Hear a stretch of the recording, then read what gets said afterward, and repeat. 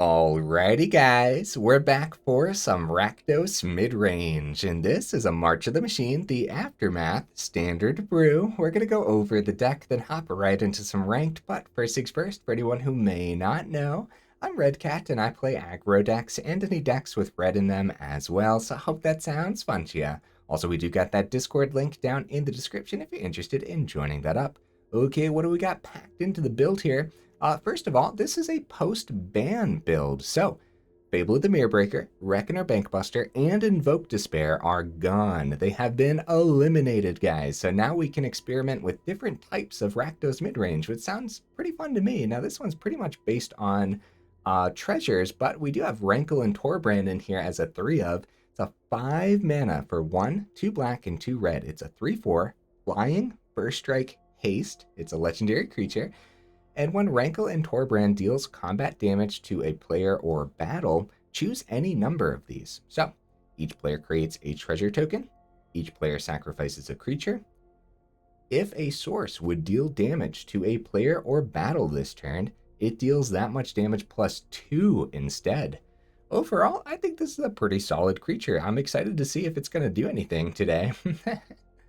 So other ways to generate treasures, guys. Goldhound in and of itself is a treasure puppy, which is awesome. Very underplayed 1-drop creature for sure, guys. So it's a 1 mana 1/1 first strike menace. Nice artifact creature. You can tap it, sack it, add 1 mana of any color. It's a good one, guys. I really like it. Riveteers Requisitioner is a 2 mana 3/1. When it dies, you create a treasure token. Then it has Blitz for 2 and a red. Pretty good, guys. It really is. Got 4 professional face breakers in here. This is a 3 mana 2/3 with menace. Whenever one or more creatures you control deal combat damage to a player, create a treasure token. You can sacrifice a treasure, exile the top card of your library. You may play that card this turn. This is pretty solid, man. The biggest downside to professional face breaker is the fact that it gets picked up by a cut down. Hopefully that doesn't happen too often today. I really like that it works with the first strike on the Goldhound and the first strike on the Rankle and Torbran as well. So I think it'll do a thing overall. Yeah, hopefully there's not too many cut downs floating about though, huh? More ways to generate treasures. Deadly Derision. Actually, I don't know that word, to be honest with you. It's a 4 mana instant. Double black up there. Destroy target creature or planeswalker. Create a treasure token. I was looking at this card and I don't even remember this card coming out, guys. I completely overlooked it, but I really like that it generates that treasure token for us. I don't know. Is this card good? Is this card janky? Let me know in the comments. I'm looking at it like, yeah, you know what? This actually doesn't look bad at all. More removal in here, though. We do have a single go for the throw. If you are concerned that this Deadly Derision, or however you pronounce this, is too janky, then just go up your favorite removal, right? Go up a couple cut downs. That won't hurt anything for sure. Like, cut down's beautiful. It's very good. Other than that, I'm excited to see if that treasure token does anything, because we are trying to ramp into this top end. We got more ramp here with the Celestus, just a great legendary artifact that I love to add in decks like this for sure. What do we got on the top end? What are we trying to ramp into? We have 2 Breach the Multiverse. This is a 7 mana sorcery. Each player mills 10 cards.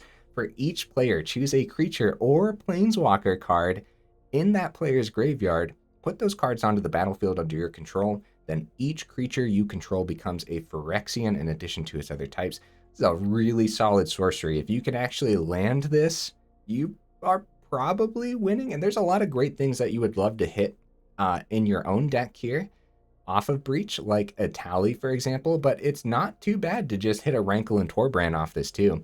And honestly, you're probably hitting some pretty good stuff from the opponent. If you're up against like an Atraxa build already, they might have already sent their Atraxa to the grave. So yeah, it doesn't have to be a card that you milled just now. It just says choose a creature or planeswalker card in that player's graveyard in general. So I like Breach the Multiverse. It seems like a really solid card. So yeah, a couple of Talis up here too. Primal Conqueror. 7 mana 7/7 with trample. When it enters the battlefield, each player exiles cards from the top of their library until they exile a non-land card. You may cast any number of spells among the non-land cards exiled this way without paying their mana cost. And since we have so much ramp in here, guys, we do have to take this bottom ability pretty seriously. For 9 and a green Phyrexian mana, transform Etali. Activate only as a sorcery. It transforms into Etali Primal Sickness, which is an 11/11 trample indestructible. Whenever Etali Primal Sickness deals combat damage to a player, they get that many poison counters. Yeah, we want to take it seriously. We do have a lot of ramp packed in here with all that treasure, so... And we've seen somebody flip the Primal Sickness on us, and it's pretty tough to get rid of, man. It really is. For the Primal Sickness, by the way, before I forget, I do have a couple Proving Grounds in here, but also just because we have 25 total land, and sometimes we flood out by some miracle, even in a deck like this. I mean, we do have ramp with treasures, so I wonder if 24 would have been fine. I think 25 is going to be good, but yeah. Proving Ground is in here for the green mana on the Etali, but also for the cycle ability, so I wanted to bring that up before I forgot. More top end here. We have a single Death-Rattle Oni. This is a 7 mana, 5/4 with flash. This spell costs 2 less to cast for each creature that died this turn. When Death-Rattle Oni enters the battlefield, destroy all other creatures that were dealt damage this turn. Am I crazy, or does this look pretty decent, man? It's not going to be impossible to make this cost like 4 less and just flash this out as a 3 mana 5/4?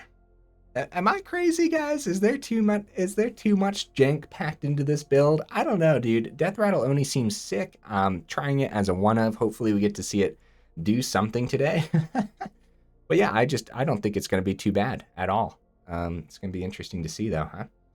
What else do we got packed in here, guys? I'm kind of all over the place, huh? Got more removal with Volcanic Spite. It's a 2 mana instant speed. Deals 3 damage to creature, planeswalker, or battle. You may put a card from your hand on the bottom of your library. If you do, draw a card. I think this card's actually really good. Just looking for the right mid-range home. But yeah, no, I think it's great. I already went over that we have a single go for the throw. How about Invasion of Mercadia? This is a 2 mana battle siege with 4 defense counters. When it enters the battlefield, you may discard a card. If you do, draw 2 cards. Okay, nice. If you ever get rid of those defense counters, it flips into the Chiron Flamewright, which is a Goblin Spellshaper. It's a 3/3.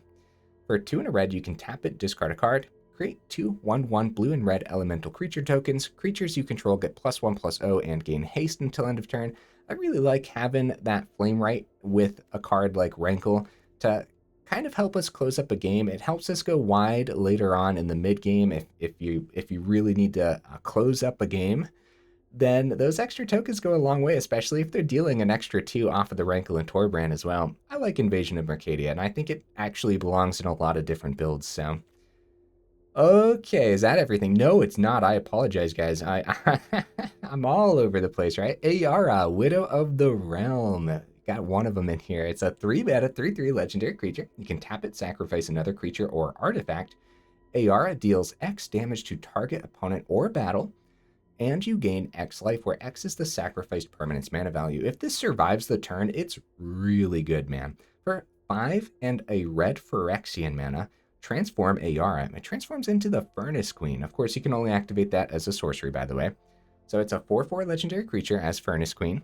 At the beginning of combat on your turn, return up to 1 target artifact or creature card from your graveyard to the battlefield. It gains haste. Exile it at the beginning of the next end step. So if there's no other way to bring back an Etali that you sent early to an invasion, then Ayara might help you out, right? Other than that, we're not really looking at it as a Reanimator build, but you can kind of sort of treat it as that since we got the couple Breach of the Multiverse too. Don't be afraid to send your Death-Rattle Oni to something like the Invasion of Mercadia too, because it's not a terrible creature to bring back eventually off of Ayara or something like that. Also, being a 7 mana card works really well with the Ayara. I know they're both a one-of, but that first ability here, X damage to target opponent or battle, you gain X life, where X is the sacrificed permanent's mana value. If you're ditching Death-Rattle Oni to deal 7 damage and gain 7, then you're pretty happy about that, man. So, okay, what else do we got in the mana base? All the Haunted Ridge, all the Bloodfell Caves. I've been really enjoying the life gain lands in these mid-range builds that don't care too much if it enters tapped for the turn. So, see if these do a thing today. And all for Blackcleave Cliffs as well, because I think it's going to be very important to get this stuff early on the board and then ramp up with those treasures. So, no pain lands this time. I think every deck we come up against is dealing a little bit too much damage, and if you get 3 of your pain lands on the board and you're trying to cast Rankle and Torbran, you're just taking too much damage at that point, man. Other honorable mentions, I'm actually, like, I had a lot of trouble piecing this together. As you guys can see, I thought about a lot of different cards, so we're not going to take too long to go over all of it. Liliana of the Veil I thought about a Braid, but I think it got a lot worse now that Bankbuster's gone, a lot less targets. Like, Bankbuster was everywhere, man, so a Braid made a lot of sense back then. Blot Out I thought about. It's actually something to keep an eye on for sure. Nightclubber I thought a little bit about. Brotherhood's End, yep. Chandra Dress to Kill I thought about. Glittering Stockpile could be a cool replacement for the Celestus, just something to think about. It's a treasure. It does ramp you pretty well later on as well, so just something to consider for sure. Extinguish the Light could be a cool replacement for a Deadly Derision, which they're both 4 mana cards, and this one could potentially gain you life, so obviously I thought about it for a little bit. Pylon's a good one. We do have a lot of creatures in here. Atsushi's an excellent one. Big Score is just terrific ramp all around. Invasion of Fiora is, like, criminally underplayed for real, and then Chandra Hope's Beacon is probably...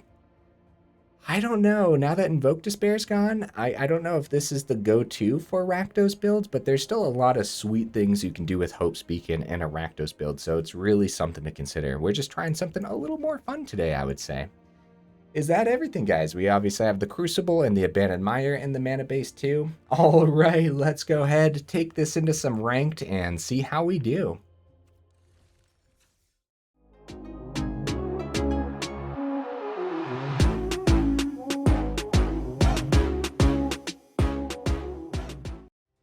Okay, guys, how am I feeling? What do I think the deck is going to do? Is it going to perform well? I think so. I think so. The last few times I played with treasure ramp builds, I was just, like, pleasantly surprised by how good it actually was. Okay, I think we try this. We have the Invasion of Mercadia. We have a lot of land. Keep Proving Ground for cycling later on if we see too much of it. Get Blackcleave Cliffs down next turn. And if we draw land off the top, that's what we ditch to the Invasion. I don't think we want to ditch the Breach or anything, so... Mono red. Okay, we're going to want to see some removal here pretty early. I think Ayara is going to have to come down next turn. I'm going to ditch the Proving Ground, guys. Make sure we have the untapped land for the Ayara. And we might draw more land here, too. Oh, Requisitioner. That's not bad, actually. I'd still like to see the 4th land next turn, just like as soon as possible, so that way we know we have the Deadly, which also helps us ramp too. Can double down on Requisitioner next turn, which is pretty good. I think Ayara is going to get picked up by Lightning Strike, but it's worth a shot, and at least the Lightning Strike isn't hitting our face. And if they do go Lightning Strike, they might not have something for the 2nd phase on Kumano, so... Right, they might not have a 1-drop for it. Oh, Strangle! Oh, man! I wonder if that's a 1-of in there. You don't see Strangle too often in mono red, so I like the addition, opponent. Honestly, we were talking about underplayed 1-mana red cards, right? Strangle's probably one of them. Go for the Throat hits Swift Spear pretty well, but so does Deadly Derision, and this helps us ramp. Or we just double down on Requisitioners too. This is going to flip next turn. So Requisitioner's probably not the best play until we get rid of the Kumano. If we play 1, we can successfully... Well, unless they burn the 1 before we get the ramp on it. I was going to say, we have Go for the Throat open. Alright. I think we just keep our removal open and see what the opponent ends up doing. They have the Mishra's Foundry too. Oh, man. Yeah, overall... not well equipped here. I think the best play would have been double down on Requisitioner, but the fact that the Kumano's about to flip, we won't get the treasure off of the Requisitioner, which would be very, very bad. We would want to trade and ramp, so... And if we were able... Ooh... Alright, we gotta take out the Squee before they swing. Let's hit that. Let's ramp. We take 3. They don't have enough to bring it back yet, so... We're up to 5 mana now. We can go for the Throat, the etching and get a Requisitioner down next turn. Professional Facebreaker. Oh, that's such a good blocker, but it's also easily picked up. It's a much better blocker, isn't it? We should get it down. We should. If it can survive the turn, too. Alright, we just go for the throat open, right? Yes. Yeah, Requisitioner being on the board with etching just isn't... It isn't the greatest. Even though more blockers wouldn't be a bad thing. Okay, and the festivities. Prowess. Down to 2. They make it so that way our block is really bad. If we take 3, go for the throat etching, we get to keep Facebreaker for the turn. See, we could go for the throat Swift Spear and block the etching. They have 1 Phoenix Chick. I'd love the ramp on the Facebreaker, though. I would. I think the safer bet, though. I think the safer bet will be to block, unfortunately, guys. Yeah. Yeah, this is much safer. We're taking another 2 less, which is pretty important. Ooh, burn down the house. Did I forget to go over burn down the house, guys? I totally did, man. It took me forever to go over the deck already, and I still forgot a card. Yeah, we got all 4 burn down the house in here, by the way. I'm sure you saw it while I was going over the rest of the build. It's going to be a very important one. Oh my goodness. That's so bad. Oh, we get the ramp though because we got rid of the Commando. I was scared there for a second, but we're going to die next turn if we don't see a land. If we see an untapped land, then Breach the Multiverse. Or, honestly, burn down the house and wait. Because we don't know what we see off the Breach. What am I saying, man? We go Breach. Like, we get something chunky on this board regardless. We could take their Squee, too, so they can't recast it. Woo, buddy. Where do I start? Rankle would be good, honestly. Oh, no, it's Etali. It's Etali. What am I saying? Opponent's Grave. Thundering Raiju. They have 2 Squees in the grave. That's pretty scary. If we take 1 Squee, it's not doing anything for us. So we might as well take the Raiju. See what we hit off of the Etali here. This is crazy, man. Ooh, Celestus. It's not bad. Epicure blocks on the ground. We don't have a great blocker in the air right now.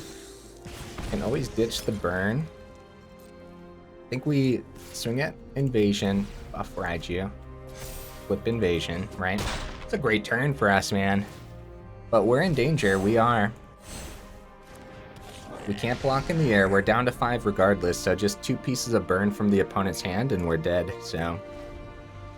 However, we might be able to wrap up the game next turn. We have Celestus. We have 6 total mana. Commando, yep, down to 5. I'm sweating, guys. I'm sweating. This could be the opponent's. Easily. They still have 2 cards in hand, so they didn't bring Squee back. 3 mana open. We're down to 4. They passed the turn. Oh man, if we were able to activate this ability, we can't block in the air. Commando's not flipping. They have Mishra's Foundry on the ground. If we go burn down the house, we could keep some blockers on the ground still too. We could just activate this and see what we see and swing with these. That's an extra 3, 10, 14, 15... 1 on Raiju, 16 damage on the ground if we activate Flame Ray, if I'm thinking right. My apologies, opponent. I am thinking, buddy. Be tapped out at that point. 2. Swing with Etali probably pretty successfully. We just keep some chump blockers back. We could activate Celestus, gain some, ditch the Blackcleave. I don't mind that, actually. I don't mind that. Let's see what we see. We could find removal, which could be huge if they don't have the burn for next turn. Plus, yeah, we go back up to 5. I think that could be huge for us. Okay, Blackcleave can go bye-bye. Now we can play this. We could still go Flame Right and swing, but I don't think we do. I think we just hold those 2 back as blockers, and we go Raiju, Conqueror. So it's a good chunk of damage. We just couldn't get the lethal. Unless I counted wrong, because they're down to 6. No, I didn't. It would have been an extra 3 from the Flame Right. Wait. The 1/1s, guys. That would have been an extra 4. Did I miss lethal damage that turn? I think I did. I miscounted because I didn't count the 1/1s that we were getting. The 1/1s would have come out. Everything would have gained. I missed lethal. I did. Oh no, guys. Well, I deserve an opponent. Let's see what you got. Well, the good news is the deck really performed. That's the good news, right? I apologize. Hey, we still got there. I didn't get punished. Let's go. Oh man. Oh jeez. Woo. Okay. Yeah, guys, I did not calculate in that the fact that we get those 2 1/1s and they gain haste as well. They get +1/+0 and haste. So both of those 1/1s would have been doing 4, and the Epicure was going to be doing 2 as well. So that would have been 6, right? Wait, did they have the ability to power up Mishra? I guess they could have blocked if they had the Mishra's Foundry open. So that's... I don't know if they had the Mishra's Foundry open. I got to be real with you. That's something I'll have to go back and watch in the video. Either way, hey, the deck performed, man. A little bit of extra ramp here and there. I'll tell you what. That was awesome.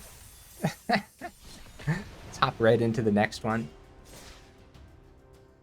Dude, a lot of these mid-range builds, I've been having a blast with them recently.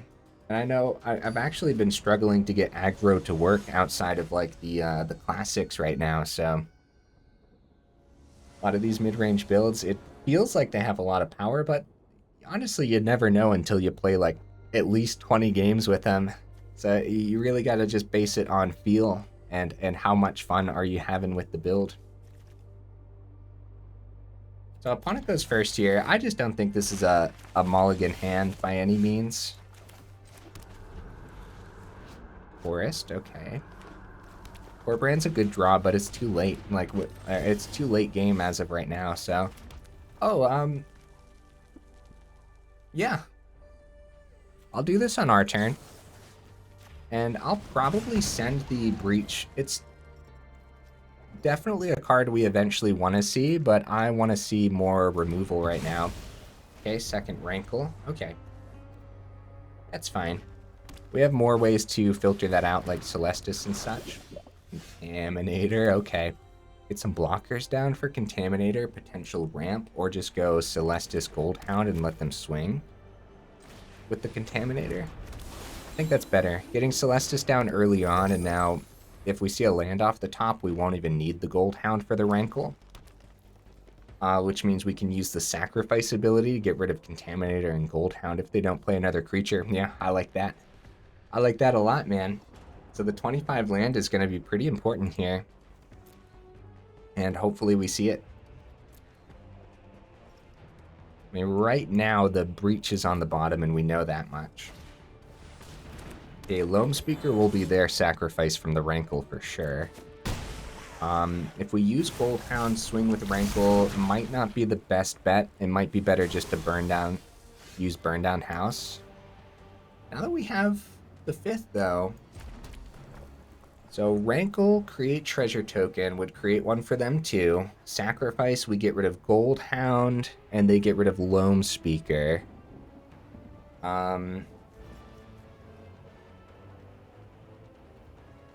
So the first strike will be going through before that effect, so Goldhound will still get some damage through. Worst comes to worse, we still have the burn down the house. I'm a little concerned about Contaminator, but overall, I think this is fine. Extra damage, all of them. All of them. Even though this last one doesn't do anything for us, it's fine. Sacrifice a creature. Goldhound, I'm sorry, buddy. I'm sorry, little buddy. And then their Loam Speaker. They want to keep Contaminator. Unless they want to ramp off of Loam Speaker. Ooh. Are we going to see a Titan of Industry? We might. Oh, Defiler. Okay. And they wanted the 2 mana to play a creature so that way they could buff everything. Defiler's above a Burn Down the House range. If a source would deal damage to a player or battle this turn, it deals that much damage +2 instead.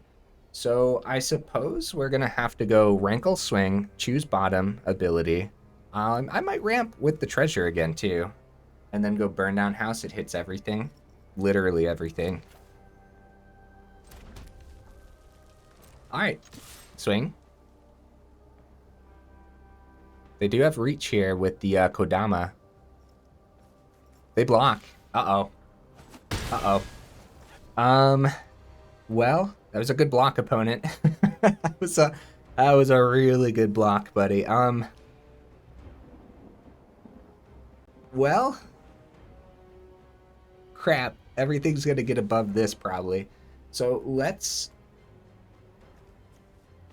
filter on Celestus and see what we see, and then we play Requisitioner. Second Burn Down the House isn't bad. It could actually help us wrap up this game. Okay, I hope they don't find removal for the Rankle, because I'm going to ditch Rankle and keep both burns, and then get this down as a blocker. Defiler has Trample, but Requisitioner's still a great blocker when it gives us extra ramp if we have to block something else. So we have 1, 2, 3, 4, 5, 6, 7. We ramp on Requisitioner, that's 8. I'm looking at that Breach we sent earlier, and I think it was still worth sending. Even though, yeah, technically that could have gotten us out. The opponent's getting low enough to where just Burn Down the House with Devil's full swing is pretty strong. So if they full swing here, like, they're in trouble. Wow, they end up going down to 10 here to play the Conduit. Buff their creatures. They don't have reach, so Rankle's getting through. I love Rankle, man. Rankle's so cool. Sorry, Rankle and Torbran. I do know that they are 2 different things. Wow, Defiler back with the Conduit. Wait, how did they do that? Fight rigging. That's what it was. Let's see here. They have the blocker on the ground now. Take 16. Yep. Down to 1. Let's do this. Let's do this, guys. The big thing here is they're at 10. And so we drop the burn. I'm going to decline. Well, I'll take the action. We can just get rid of whatever we see. That's fine. Let's see what we draw. Etali. Oh, man. What a good draw. It's Devils, though. Devils with Rankle. Full swing. First strike gets through. They block. And then we +2 instead. And that's it. GG opponent. Wow. That's some serious extra damage plugged through. Man, I wish I would have went over... I'm pretty sure I missed going over Burn Down the House while I was going over the deck. I really wish I would have gone over it because, like, it was a kind of... I mean, look at it here, man. It's a key part of the strategy with that Rankle, so... It's a little silly to miss going over that, but that's okay, I guess. Sometimes going over the builds is pretty tough. It can be. Sometimes there's just so much just hacked in to a build, especially the mid-range ones, man. There's always just like so many little combos and stuff to think about. All right, opponent, what you bringing to the table, buddy? You got some Rakdos for me? Maybe. It's a fine hand, I would say. We have our Invasion of Mercadia ready. Okay. Do we ditch the Etali? Or do we ditch a land? I think the Etali going to the grave is fine. Although, honestly, we ramp into those so easily in this build that it feels a little weird. Ambitious farm hand, okay. Okay, we got some mono white mid-range guys, which is probably looking pretty good right about now in standard. I'm gonna keep the Volcanic Spite open and just see what happens. It's not rocking blue mana, so we might have a better target here. We should probably hit the farm hand, just for the sake of hitting something, and then probably send. Goldhound still gets through anyways. I'm actually going to save it back. I am. No, that's right. They can double block then. All right, farmhand, let's hit it. Let's get it out of here. I'll send one of the deadlies too, just so we see more, even though I think the regular spot removal is going to be important against something like this. Okay, another burn is pretty good, man.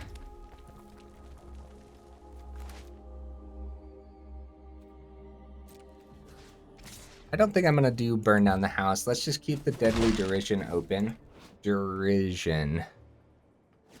Again, I don't know what that word is, so so I don't know if I'm pronouncing it right, but that's how I would pronounce it.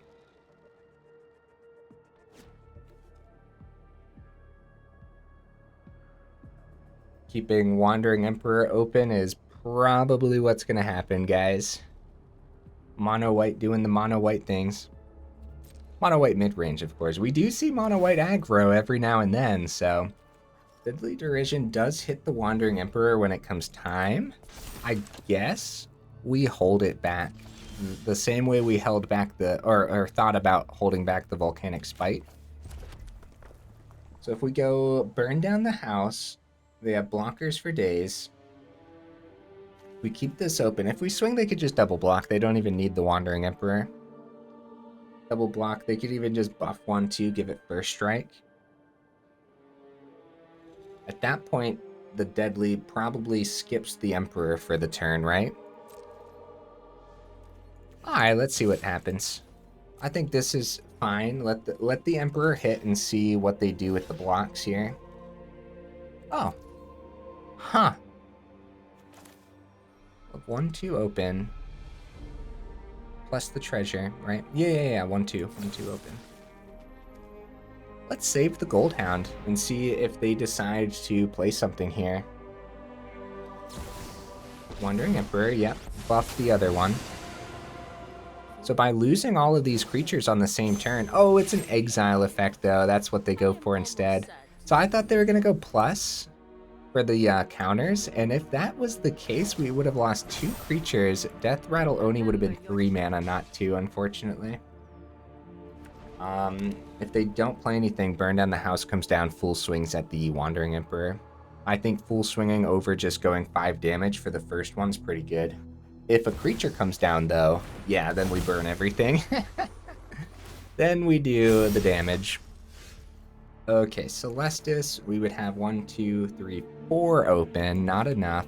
So we're just gonna do this, 5 damage to everything. That's good, man. That's good. Oh, Death-Rattle Oni. Hey, let's go. It did a thing, guys. It did a thing. Oh, man. That's funny. We definitely want to play it there. It's a very expensive creature that was 1 mana. So we used the treasure that we ramped off with the Deadly Derision. So cool. That was awesome, man. That was very cool. Ossification, sure. Okay. Luckily, Invasion is down to 3, so... Facebreaker's cool. We could go Celestus into Facebreaker. They have 3 open, so I wouldn't be surprised if they have some instant speed spot removal here. Doesn't look like it. You know what, guys? Oh, we gotta play around a farewell. Oh no. I probably should have went Celestus Facebreaker to play around the farewell. Populate, that's not that bad, I guess. At least we get the damage. Oop. That's still pretty bad, but, like, it's not a farewell, so... Alright. Celestus. Facebreaker. Keep the Blackcleave Cliffs in hand to ditch to the Celestus ability next turn, because there's a possibility we just see, like, untapped land off the top, too. And I don't want to get the Blackcleave Cliffs down. That's only our 6th mana. If it was our 7th, I would have played it, because there's a chance of seeing like another Etali off the top or our other 7 mana cards that we want to see. So also, if Facebreaker survives, we have ramp off of that. I guess it could have been the 7th because we have Celestus though, huh? I guess maybe I should have played it. The first thought was we're probably not going to see anything we want, so we're going to have to use the Celestus ability. But I don't know if that's how you necessarily want to play the game out. Sometimes you want to bank off of seeing the right card off the top. Tough decision. Restoration of a Ganjo, nice. Still have 3 open. Lauren hits Celestus. Well, there you go. Luckily, Facebreaker has Menace. Another Cliffs. Yep, this would have been perfect. Filter it out with the Celestus. Alright. Let's swing in and maybe use the Facebreaker ability. Maybe not. Maybe we wait. No, I don't think we wait. Like, if we see our 7 mana card off the top now. Okay, there we go. More land, see? That's good. That's good news, guys. Because now we won't see that next turn. I'm loving how this deck is playing out, guys. Honestly, I probably could have played it a little bit better in all the games, but I think it's decent. I do. Ossification number 2 taken the Facebreaker. Hopefully, we don't see another land off the top here. It is crucial to see something important. Tell you what, another burn down the house would be beautiful. That would pull us right back into this one. That'd be our 3rd one, though. That'd be pretty lucky for us. Wow, another land hitting. Rankle. Rankle's great, dude. Except we can't get through successfully. Sarah Paragon blocks really well. So we just have to keep the Rankle back as a blocker, unfortunately. Yep, we got to keep it back. Rankle's great, but not when the Sarah Paragon's chilling over there. Being just a terrific blocker, especially with the buff off the wedding announcement, too. Yep, I know a lot of people are afraid after the bans that mono white midrange / control and the Esper Legends is going to just take over the format.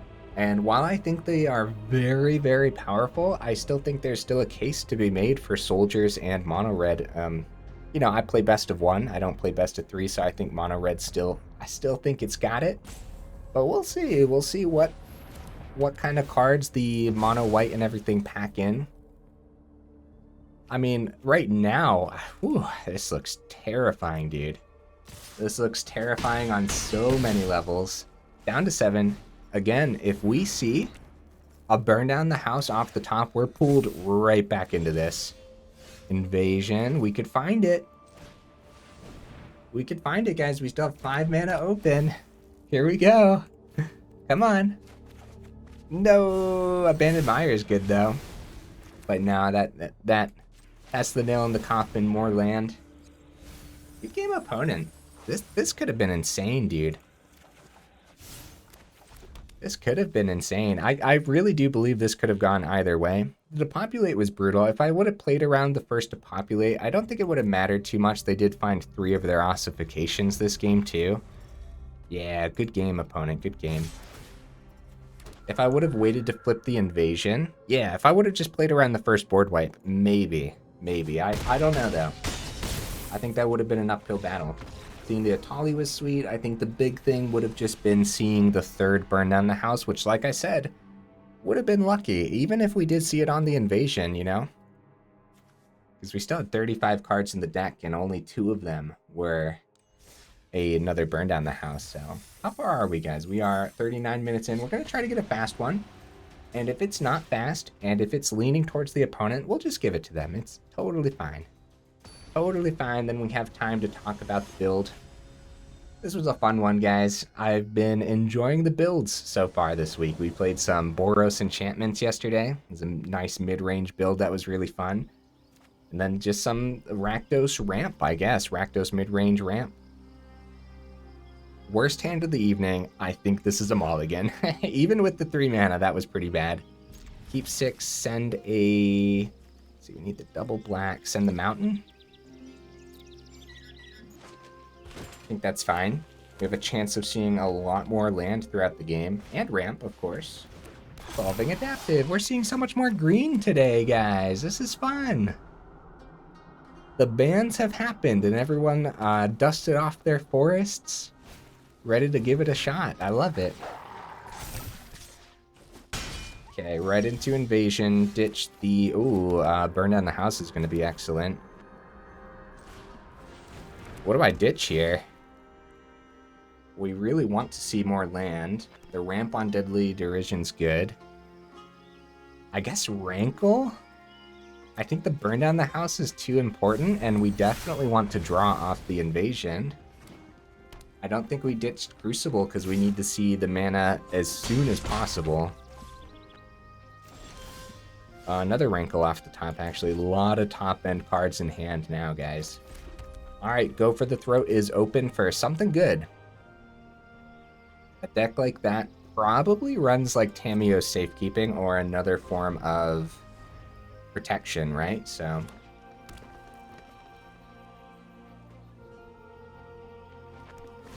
Okay, Elvenwald Oddity, let's go. Alright. Loving the opponent's deck right now. Loving it. Alright. Look at that swing, dude. Oh, man. Alright, let's take the oddity out of the equation. We're in trouble, man. We don't have the burn down the house yet. Okay, we have the Deadly Derision. Ramps us in. We might be able to keep Crucible. Alright, we'll see. We're down to 8, dude. Another Ulvenwald Oddity is game. Which, honestly, that's completely fine by me. Having mono green just completely run away with the game is kind of fun in its own right, so... Nice. Okay. Down to 5. Uh-oh. Protection? We won't create the treasure token if they give hexproof. Oh no.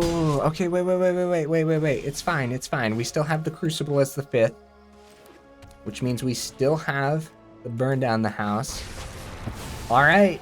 What you got in the hand, opponent? Ulvenwald Oddity would be the most important card here for them. Hey, good game, opponent. Love the deck. I love it. Oddity's so good, man. It's still got it. Alright. Hey, honestly, I don't know. I was going to say that could have gone either way. That was looking pretty good for the opponent, man. It was. So, I guess it depends. Maybe I could have played it out a little different. Maybe. Somewhere. Maybe that's one I go back and check out at some point. Well, it was a fast one. Let's see here. Okay. Here's the deck list again, guys. Rakdos Midrange. It's got that ramp from the treasures, and it was a fun one. This was awesome, dude. I really liked the Deadly Derision. It's expensive. I like that extra ramp. We got a lot of late game stuff to ramp into with it, so Requisitioner's good, Goldhound's good. I like the mid-range builds that really know how to pack a punch. They really know how to get extra damage through. And when you're running stuff like Rankle and Torbran, then man, you really know how to get that damage through. Mid-game, dropping that burn down the house, that is beautiful. That being said, I could easily see going down to 2 Rankle and Torbran and going up more removal. It's going to be fine. 1 mana removal, whatever you want. Again, if you don't like the Deadly Derision, I really liked it today.